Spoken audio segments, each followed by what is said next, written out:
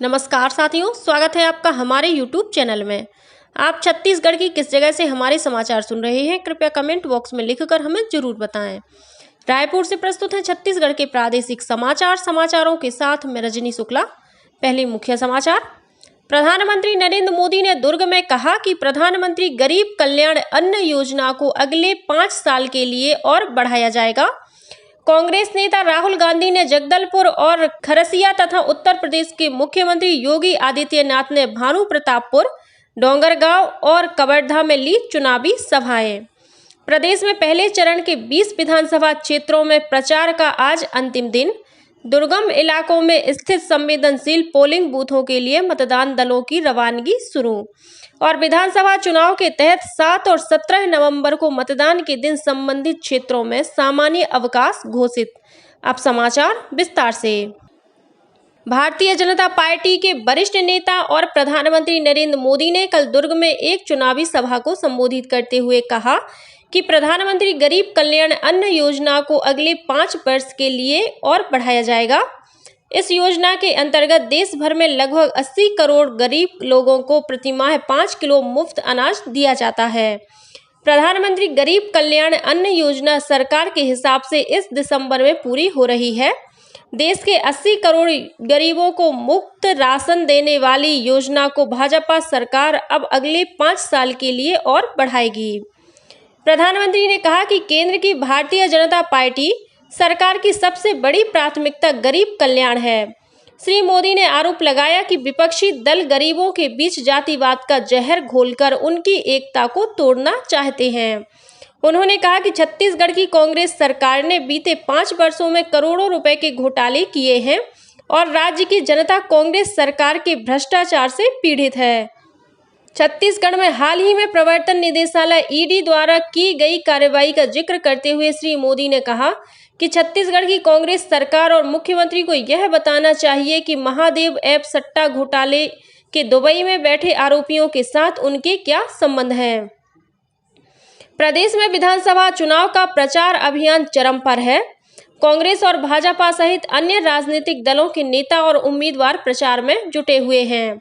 इसी कड़ी में कांग्रेस के वरिष्ठ नेता और सांसद राहुल गांधी ने कल जगदलपुर और खरसिया में चुनावी सभाएं ली। इस मौके पर श्री गांधी ने कहा कि कांग्रेस ने आदिवासियों से किया हर वादा निभाया है। वहीं प्रदेश के किसानों की कर्ज माफी सहित उन्हें धान का सर्वाधिक मूल्य दिया गया है। किसान न्याय योजना के तहत प्रदेश के किसानों को 23,000 करोड़ रुपए दिए गए हैं। वहीं मुख्यमंत्री भूपेश बघेल आज राजनांदगांव जिले के सुकुल, देहान, मोतीपुर और मोहारा क्षेत्र में पार्टी प्रत्याशियों के पक्ष में प्रचार करेंगे। इस बीच उत्तर प्रदेश के मुख्यमंत्री योगी आदित्यनाथ ने कल कांकेर जिले के भानु प्रतापपुर, राजनांदगांव जिले के डोंगरगांव और कबीरधाम जिले के कवर्धा में भाजपा प्रत्याशियों के पक्ष में चुनावी सभाएं ली। दूसरी ओर आम आदमी पार्टी के संयोजक और दिल्ली के मुख्यमंत्री अरविंद केजरीवाल तथा पंजाब के मुख्यमंत्री भगवंत मान ने कवर्धा में पार्टी प्रत्याशी के पक्ष में प्रचार किया। प्रदेश में विधानसभा चुनाव के पहले चरण के तहत 20 विधानसभा क्षेत्रों में 7 नवंबर को मतदान होगा। भारत निर्वाचन आयोग ने मतदान की सभी तैयारियां पूरी कर ली हैं। प्रथम चरण में जिन 20 विधानसभा क्षेत्रों में मतदान होना है, वहां चुनाव प्रचार का आज अंतिम दिन है। इस बीच पहले चरण के मतदान के लिए माओवाद प्रभावित दूरस्थ क्षेत्रों में मतदान दलों की रवानगी का सिलसिला शुरू हो गया है। सुकमा जिले में कल कुछ मतदान दलों को हेलीकॉप्टर से रवाना किया गया। जिले के अंदरूनी इलाकों में स्थित मतदान केंद्रों तक अगले 2 दिनों के भीतर 42 मतदान दलों को हेलीकॉप्टर से भेजा जाएगा। वहीं बीजापुर जिले के संवेदनशील इलाकों में भी कुछ मतदान दलों को कल हेलीकॉप्टर से रवाना किया गया। जिले में 34 मतदान दलों को हेलीकॉप्टर की मदद से मतदान केंद्रों तक पहुंचाया जा रहा है। प्रदेश में विधानसभा चुनाव के तहत 2 चरणों में 7 और 17 नवंबर को मतदान के दिन संबंधित क्षेत्रों में सामान्य अवकाश घोषित किया गया है। इस संबंध में राज्य शासन के सामान्य प्रशासन विभाग द्वारा आदेश जारी कर दिया गया है। प्रदेश में विधानसभा चुनाव में मतदाताओं को अधिक से अधिक संख्या में भाग लेने के लिए निर्वाचन आयोग द्वारा लगातार जागरूकता कार्यक्रमों का आयोजन किया जा रहा है। इसी कड़ी में कोंडागांव जिले के कोकोड़ा जुगानार में लोगों को मतदान के प्रति जागरूक करने के लिए दौड़ प्रतियोगिता का आयोजन किया गया। इस अवसर पर ग्रामीणों ने मतदान हमारा अधिकार है का नारा लगाते हुए दौड़ लगाई। वहीं राजनांदगांव जिले में शिवनाथ नदी के तट पर मतदाता जागरूकता के लिए दीपोत्सव मनाया गया। इस दौरान रंगोली बनाकर और दीप जलाकर लोगों को मतदान के लिए प्रेरित किया गया। प्रवर्तन निदेशालय ईडी ने दावा किया है कि महादेव ऐप प्रमोटर्स द्वारा छत्तीसगढ़ के मुख्यमंत्री भूपेश बघेल को 508 करोड़ रुपए का भुगतान किया गया है और इसकी जांच की जरूरत है। ईडी ने कल शाम जारी एक विज्ञप्ति में कहा है कि वह महादेव बुक ऑनलाइन सट्टेबाजी ऐप सिंडिकेट की जांच कर रही है। इस सट्टेबाजी सिंडिकेट के प्रमोटर विदेश में बैठे हैं और अपने दोस्तों की मदद से भारत में हजारों पैनल चला रहे हैं।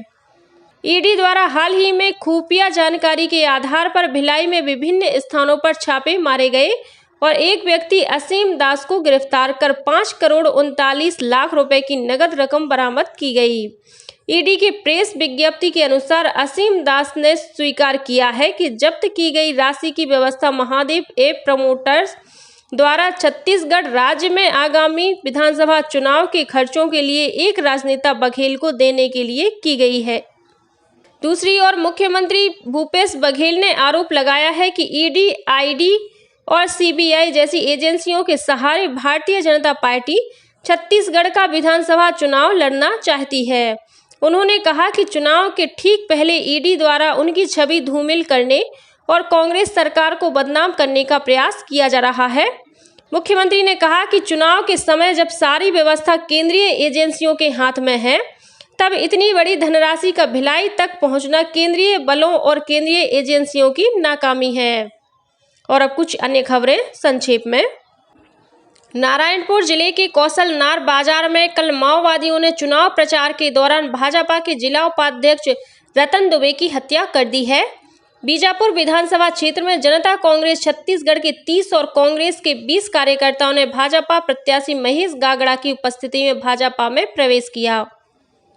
कोरिया कलेक्टर और जिला निर्वाचन अधिकारी विनय कुमार लंगेह ने हाई स्कूल करजी स्थित स्वामी आत्मानंद उत्कृष्ट विद्यालय पटना के प्राचार्य को आचार संहिता के उल्लंघन के मामले में निलंबित कर दिया है। इसी जिले के बैकुंठपुर विधानसभा क्षेत्र की रिटर्निंग ऑफिसर अंकिता सोम ने कांग्रेस प्रत्याशी अंबिका सिंहदेव को आदर्श आचार संहिता का उल्लंघन किए जाने पर कारण बताओ नोटिस जारी किया है। कोरिया जिले के बैकुंठपुर विधानसभा क्षेत्र में निर्वाचन आयोग के निर्देशानुसार 80 वर्ष से अधिक उम्र के बुजुर्ग और 40% दिव्यांग मतदाता 7 से 9 नवंबर तक डाक मतपत्र के माध्यम से मतदान कर सकेंगे। बीजापुर जिले के गंगालूर थाना क्षेत्र के ग्राम बुर्जी में सुरक्षा बलों ने 3 किलो वजनी आईईडी बरामद किया, जिसे मौके पर ही बम निरोधक दस्ते की टीम ने निष्क्रिय कर दिया। विस्फोटक को निष्क्रिय करने के दौरान सीआरपीएफ का एक जवान घायल हो गया। Consortium of national law universities ने शैक्षणिक सत्र 2024 के लिए common law admission test CLAT के आवेदन की अंतिम तिथि 10 नवंबर तक बढ़ा दी है। बलरामपुर पुलिस ने चौकी बलंगी के पास एक ट्रक से बड़ी मात्रा में विस्फोटक सामग्री बरामद की है, जिसकी कीमत लगभग 42.5 लाख रुपए बताई गई है। इस मामले में 2 आरोपियों को गिरफ्तार किया गया है। बिलासपुर जिले के अलग अलग थाना क्षेत्रों में फ्लाइंग स्क्वाड टीम ने जांच के दौरान 15 लाख रुपए नकदी और 1 किलो चांदी बरामद की है। वहीं रायगढ़ जिले में लगभग 3 लाख रुपए की नगद राशि बरामद की गई है। और सुकमा पुलिस ने मलकानगिरी मार्ग पर वाहनों की जांच के दौरान 2 क्विंटल गांजा बरामद किया है, जिसकी कीमत करीब 20 लाख रुपए बताई गई है। इसी के साथ छत्तीसगढ़ के समाचारों का ये बुलेटिन समाप्त हुआ। नमस्कार।